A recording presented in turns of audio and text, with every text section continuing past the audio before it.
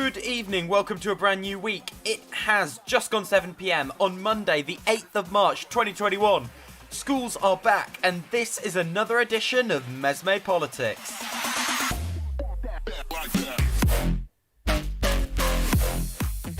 I'm Toby Lepatty Mesme, and coming up over the next half hour, Nigel Farage quits politics again, the cruelty of the Johnson government, and schools unlocking. Will it work?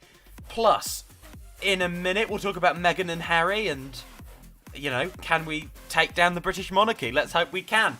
But first, the American Rescue Plan has all but passed in the United States. What does it mean? What does it tell us? This flagship achievement of the Biden administration. So we are live for the next half hour. We're live with you 7 p.m. weekdays. Thank you for joining us. Get in touch in the chat. Or you like, or email us, tobyjoshua2004@gmail.com. I'm Toby Lepatty Mesme, and for the next 30 minutes or so, I'll be bringing you live all the latest in UK and US politics from a, from a unique leftist perspective. And as I say, thank you for joining us. So, the American Rescue Plan, Joe Biden's flagship policy proposal to rescue the American economy, has passed. It's passed the House, it's passed the Senate, it needs to go back to the House before it can go back into law, but the fact it's passed the House and the Senate means what we've got now is basically what's going to get through, and it would be almost impossible for it to now not become law. So procedurally, it is not signed by the President, but I feel like we can safely say it's passed because all the hurdles it needs to go through have passed. Here's a report about it passing the Senate, that was the tricky one, on CNBC television. The Senate passing President Biden's $1.9 trillion stimulus package over the weekend. It now heads to the House, and Eli Moy joins us now with more on that, and she can also weigh in on Oprah and the Royals if she would like to as well. Good morning. Well, Andrew, I didn't get a chance to watch the interview because I was so busy following all the ins and outs of this relief package, as you would, which is now headed for a final vote. That's my drama. The bill is now headed to a final vote in the House after some last-minute haggling in the Senate over the weekend. Democratic Senator Joe Manchin held up this process for nearly 12 hours as he pushed to scale back that boost in jobless benefits. The amount will now be $300 a week instead of $400, but they'll last 1 week longer, ending on September the 6th. In addition, the first $10,200 in benefits will be tax-free for households earning less than $150,000 a year. Now, in the end, Democrats did hold the line and pass the bill Saturday afternoon. Republicans, they also stuck together, with every GOP senator voting against it. At the White House later, President Biden acknowledged that the politics weren't always pretty, but he said the relief was urgently needed. This plan puts us on a path to beating the virus. This plan gives those families who are struggling the most the help and the breathing room they need to get through this moment. This plan gives small businesses in this country a fighting chance to survive. Okay, so let's go through this. Let's look at it. Joe Biden, we heard a lot of talk about this, but Joe Biden is not another FDR. That is not who he is. President Biden is never going to be a transformative president in that sense. He is an empty vessel. He can be pushed to the right, he can be pushed to the left. The reason he's sounding more progressive, at least performatively of late, is because the political winds are shifting in a vaguely more progressive direction. If it was shifting to the right, you would see austerity peddling, tough on welfare, tough on crime Biden re-manifesting. However, the passage of this bill is a huge politics-bending win, right? It shows you that voting in Georgia matters. We wouldn't have got this if the voting in Georgia hadn't happened. And it sends a message to the American people that politics can do things, government can do things. This is a massive $1.9 trillion stimulus package going to the American people, going to cut child poverty in half, going to cut absolute poverty by 25%, last estimate I read. It is a big deal. And unlike Trump's bigger but rather more pork barrel package, this focuses a lot of firepower, not primarily, but a lot of firepower towards low and middle income people. And in, the oligarchy that is the United States, that's hard to come by these days. It's a huge politics bending win, blows out of the water the measly efforts and compromises that the Obama administration eked out. And it does really throw everything up in the air politically. The idea for Democrats now is they have to go forth and make hay. The Biden administration has to go forth and make hay, lay out an agenda that maintains this ambition, keep the momentum, keep going. Keep going with stuff like this right up until 2022, and then you have a fighting chance to defy the odds in the midterms and to form a new progressive coalition to govern. Because, you know, it's right there, but you have to be ambitious. Massive letdowns in this, right? Unemployment checks being shrunk, possibly even smaller than they were under Trump, which is extremely worrying. Stimulus checks, you know, phase it in technocratic language all you want, but you've shrunk it to 1,400 rather than 2,000, and no amount of condescension will convince voters otherwise. You know what you did, you know what you offered. We're seeing means testing. It's a layer of bureaucracy between the American people and their help. We've seen moderate Democrats basically hold people hostage here, and Republicans. However, it has passed with a good number of the things that were good about it intact. However, the abandonment of the minimum wage is shameless and an utter disgrace.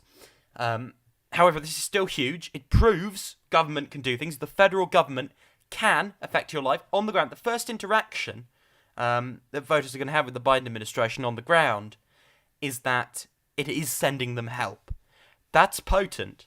The worry is, if it's measly or means tested or cheese pared down, their first interaction will be, Trump was more generous. That's what needs to be avoided at all costs. Republicans were terrified of this bill. They were terrified of this bill for the simple reason the American Rescue Plan refutes the myth that they have been peddling, the most potent political, most salient political message, the most potent political myth for a generation, right from the days of Reagan onwards, and that is, it can be summed up in two words: government bad. And this package, if it works, disproves government bad, and it sets a benchmark around the world for the ambition of stimulus measures to rescue the world economies. Moderate Democrats are despicable for opposing various measures of this, various measures within it, like the minimum wage. Absolutely despicable. Performative arseholes who pretend to care about working people because, you know, they vote against the minimum wage, things like that. It's insane. And we know Republicans are like that. We know Republicans are class enemies. We don't often talk about how Democrats are as well. Those moderate Democrats have held the Biden administration hostage on key measures. We need to see progressives really push back, really use their leverage much more, and basically throw their toys out the pram, just like, you know, Joe Manchin and people like that do, in order to keep those measures in the bill. Let's see progressives go, if you take so-and-so out the bill, we won't vote for it and it won't pass. Let's see that sort of pressure, because there is a progressive caucus, and it can, with these wafer-thin votes in the Senate, and you know, small majority in the House, it can exert influence. Here's Joe Biden saying help is on the way, speaking after the Senate passes his relief bill. You know, when we took office 45 days ago, I promised the American people that help was on the way. Today, I can say we've taken one more giant step forward in delivering on that promise, that help is on the way. I want to start off by thanking the Vice President, but I want to thank all of the senators who worked so hard to reach a compromise, to do the right thing for the American people during this crisis, and voted to pass the American Rescue Plan. It obviously wasn't easy. It wasn't always pretty, but it was so desperately needed, urgently needed. I also need to say a few words about the Majority Leader Chuck Schumer, who I spoke with many times in this and again this morning. I served in the Senate, as you all know, for many years. I've never seen anyone work as skillfully, as ably, as patiently, with determination to deliver such a consequential piece of legislation that was so urgently needed as the American Rescue Plan. Chuck Schumer, Senator Chuck Schumer. When the country needed you most, you led, Chuck, and you delivered. Neither I nor the country will ever forget that. And it's not a moment too soon. I've been talking about the urgency of this need. For over a year, the American people were told they were on their own. We've seen how hard that has been on so many Americans. As of last night, 519,064 lives lost to the virus. That many empty chairs this morning, the breakfast table. Reading is to your mind what exercise is to your body. If you have too much to read and Gone. More than 400 small businesses closed unnecessarily. Millions of people out of work through no fault of their own. I want to emphasize that. Through no fault of their own. Food bank lines stretching for miles. Did any of you ever think you'd see that in America? In cities all across this country? Families facing the threat of eviction. This nation has suffered too much for much too long. And everything in this package is designed to relieve the suffering and to meet the most urgent needs of the nation and put us in a better position to prevail. Starting with beating this virus and vaccinating the country. The resources of this plan will be used to expand and speed up manufacturing and distribution of vaccines so we can get every single American vaccinated sooner than later. I believe we'll have enough by the middle of May to vaccinate. It's going to take longer to get in their arms, but that's how much vaccine we'll have. That's President Biden there talking as the relief package passes in the Senate. Now, a little closer to home in some ways, but in other ways even more distant. We talk about Harry and Meghan. It's a big story. Tomorrow on the show we will be asking the question, can they bring down the monarchy? However, today I want to go over what we know so far. So, the Duchess of Sussex accused the royal family on Sunday night of fostering an atmosphere of racial hostility so intense that she came close to suicide while pregnant with her first child. In a series of stunning revelations during a 2-hour, hotly anticipated interview with Oprah Winfrey, Meghan claimed that members of the royal family had openly expressed concerns about how dark her son Archie's skin would be, that they had gone to extraordinary lengths to deny him a royal title, and that they had refused to provide him with any security. When the tabloid newspapers had started race-baiting Meghan openly, nobody from the royal household had lifted a finger to defend her or reconsider the decision over Archie's security, she claimed. She said she felt utterly unprotected from the tabloid onslaught and undermined by what she called the firm. The apparatus surrounding the royal household, which had repeatedly turned down her appeals for help and discouraged her from leaving the house for months. She said, it was all happening just because I was breathing. I just didn't want to be alive anymore. This was a clear, real, and frightening, constant thought. And I want you to listen here to some of the interview that we've got. In a devastating interview, a visibly pregnant Duchess of Sussex told Oprah Winfrey her royal life in London left her suicidal. I just didn't want to be alive anymore. And that was a very clear and real and frightening, constant thought. And I remember how he just cradled me, and I went to the institution and I said that I needed to go somewhere to get help. I said that I've never felt this way before and I need to go somewhere. And I was told that I couldn't, that it wouldn't be good for the institution. So were you thinking of harming yourself? Were you having suicidal thoughts? Yes, this was very, very clear. The young family sharing a video from a Californian beach. But Meghan says before she had baby Archie, there were conversations about his status in the royal family and about his race. In those months when I was pregnant, all around this same time, so we have in tandem the conversation of he won't be given security, he's not going to be given a title, and also concerns and conversations about how dark his skin might be when he's born. What? And you're not going to tell me who had the conversation? I think that would be very damaging to them. Well, what is particularly striking is what Meghan shared with us earlier, is that no one wants to admit that there's anything about race or that race has played a role in the trolling and the vitriol. What was that conversation? That conversation I'm never going to share. But at the time it was awkward. I was a bit shocked. Can you tell us what the question was? No, I'm not comfortable sharing that. The strange. Okay. So let's dive in, right? We're down the wormhole. Let's dive in. First thing, Harry and Meghan, they aren't idols. They aren't icons, right? No one in the royal family is. No one who marries into the royal family is. No one who is in the royal family is. However, they do show us the truth about what a decrepit institution at its core it really is. The royal family, that whole family, and the institution they represent more broadly, we won't talk about individuals, is despicable. It is a despicable place filled with some of the worst, nastiest, most vindictive, dysfunctional people you'll ever meet.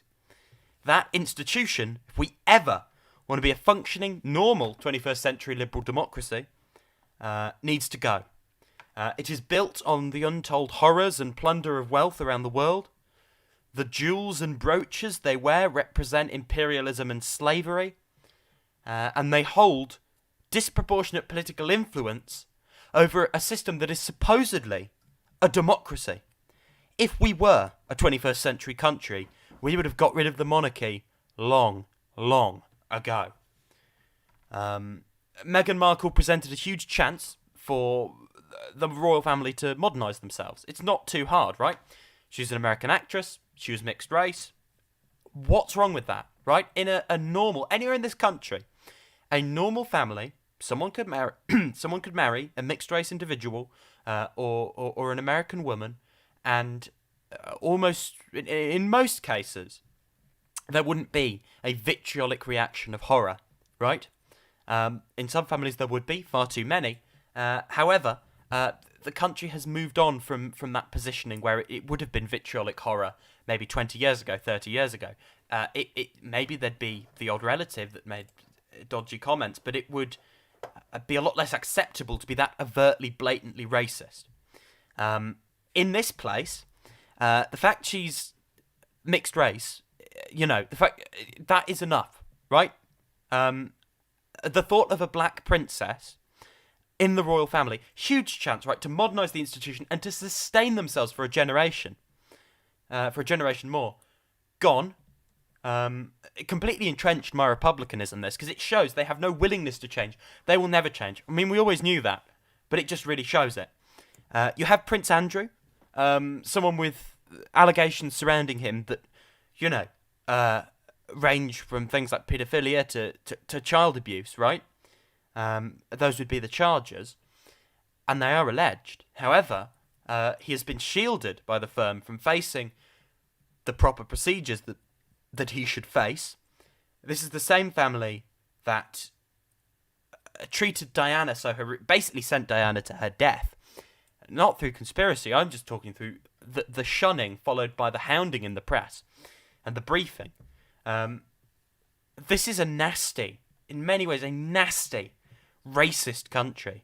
We shouldn't underestimate how pervasive racism is in everyday society in Britain. And if you're not a person of colour and you don't know many people of colour, and I would advise you to simply listen to people about their experiences.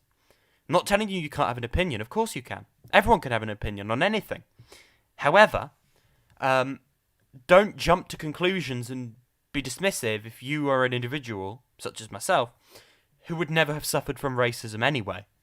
Our role is to be open to hearing about people's experiences, because we have never been, I and people who are white in this country have never been subjected to systemic racism in the way people of colour have been decade after decade in this place.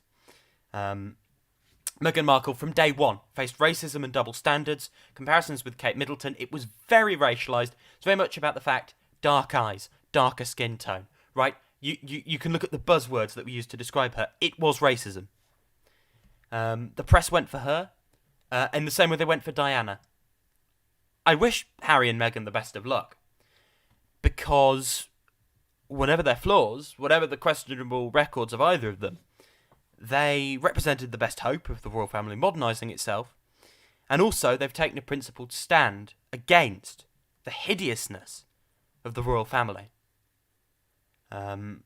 Most of the country has been brainwashed on this matter by a constant dripping of lies.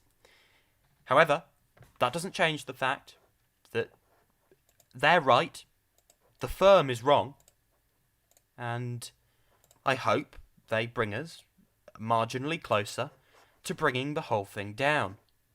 And Keir Starmer had a good line on this, saying the allegations of racism raised by the Duchess of Sussex need to be taken very seriously, and also saying it's a reminder that too many people still experience racism in 21st century Britain. The media wetting themselves over this, it's quite shameful. There's clear racism, misogyny, double standards at play. I'm sorry if you don't like that. There just is. Don't be a snowflake about it. It's just the truth. It is there. Deal with it, right? Accept it.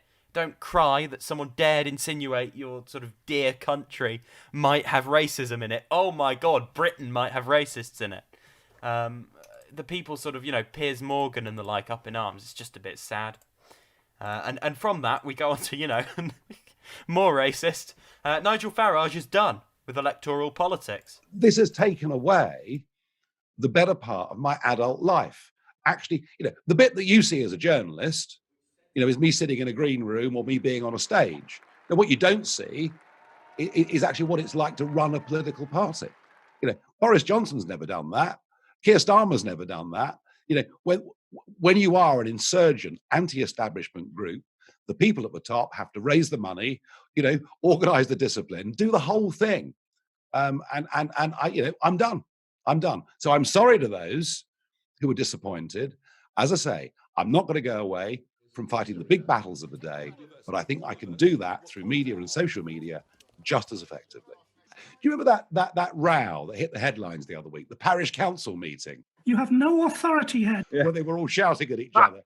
I take charge. It was like that in UKIP every month for 25 years with the NEC. Chris, I mean... But you had the authority, Nigel. You had the authority.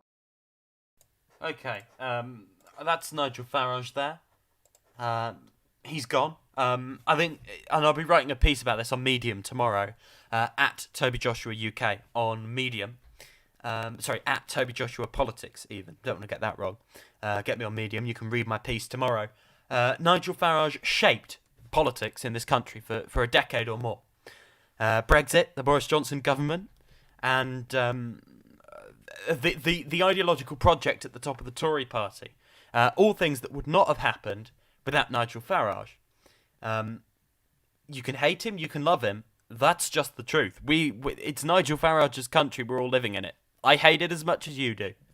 I don't see Richard Tice catching on as an alternative leader. I think the Reform Party is going to be on a slow burn right now. I don't see, now that the government's not in shambles, I don't see many right-wingers sort of feeling disillusionment with the Johnson government and leaving it. Who knows? I just don't see it.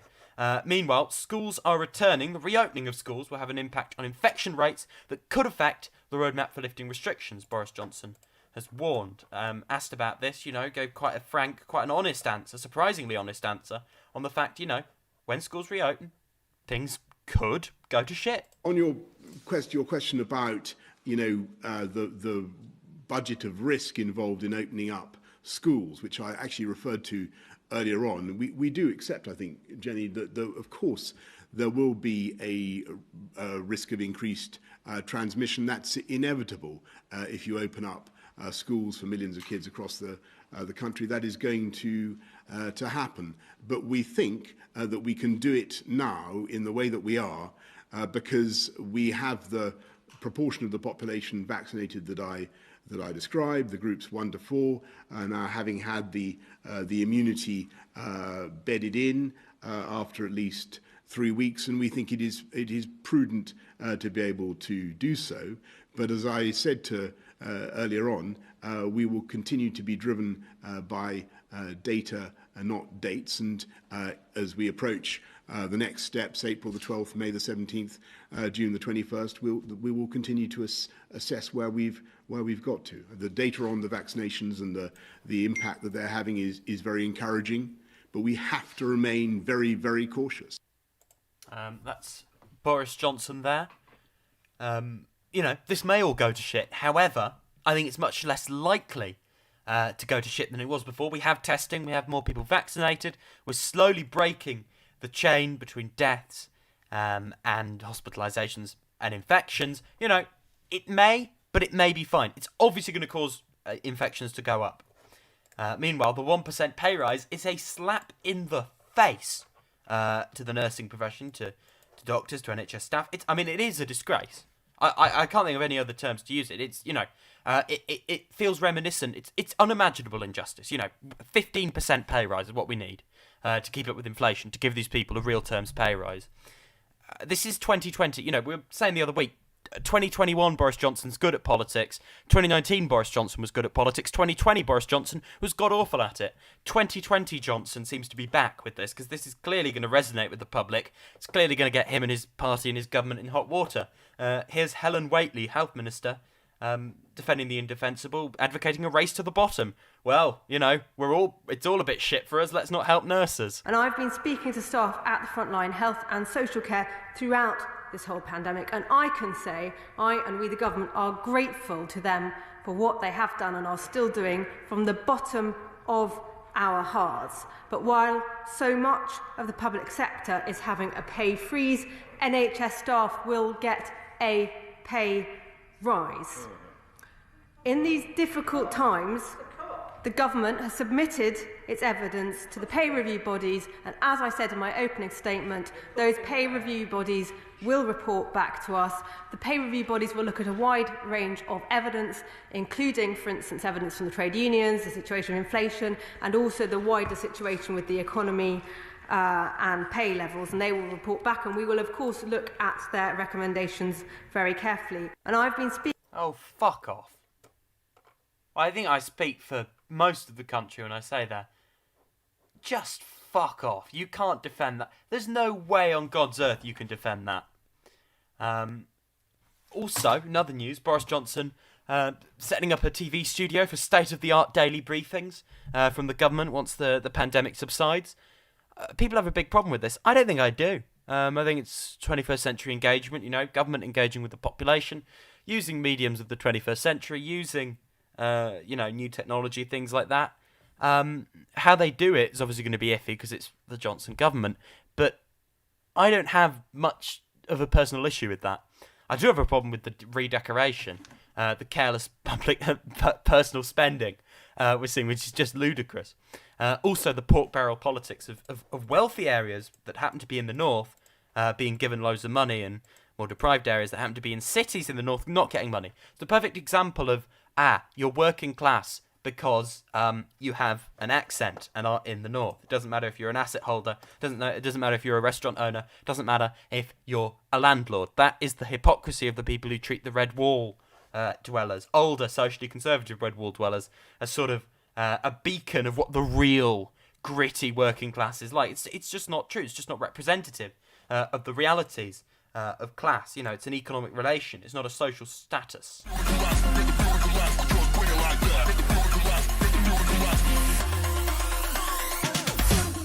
Thank you very much for listening today. We will be back same time, same place for Tuesday's show live from 7 p.m. tomorrow. I've been Toby Lepetti-Mesme. This has been MesmePolitics.